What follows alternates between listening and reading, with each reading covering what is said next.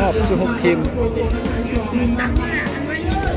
ดงสวัสดิ์พบกับลัก52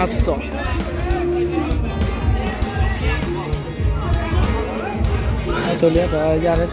บ้างเหรอจิจอนะจิจอทีมอีนะพบกับดงสวัสดิ์เริ่มเกม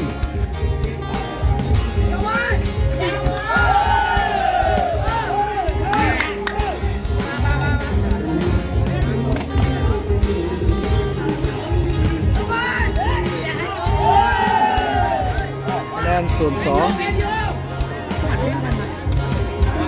เนาะ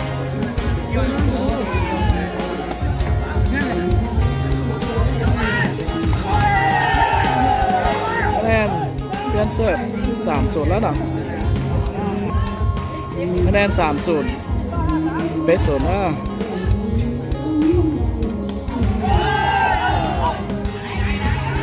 เก๋ได้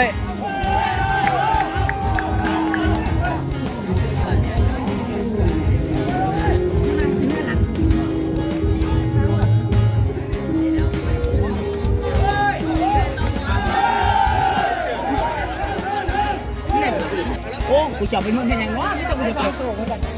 4-1เนี่ยใส่เข่า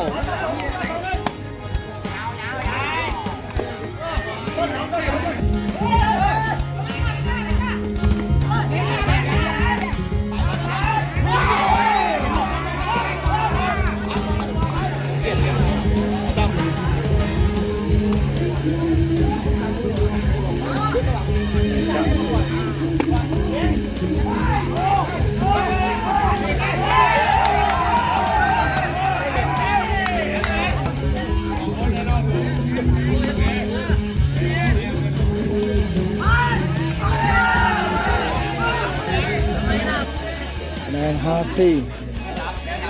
คลิกล็อก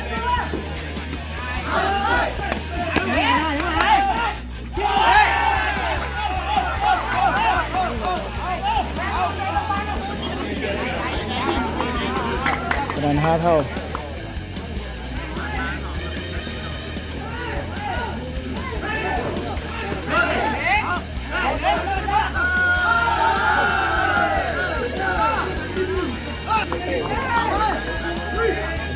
5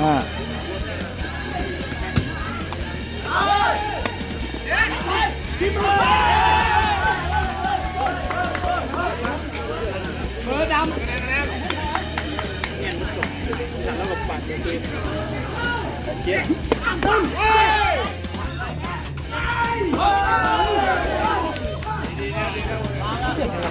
คะแนน6-7ตัวซะ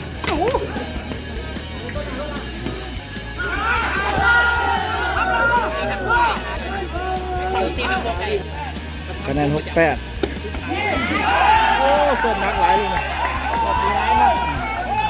เปลี่ยนเสิร์ฟแล้วเนาะเปลี่ยนเสิร์ฟคะแนน8-68-7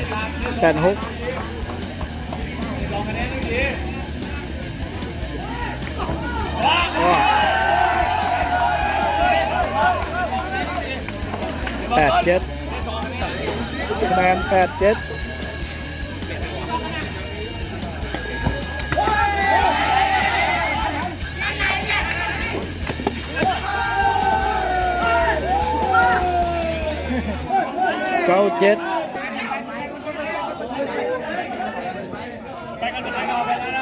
ไปไฟกันเหรอใส่ไฟ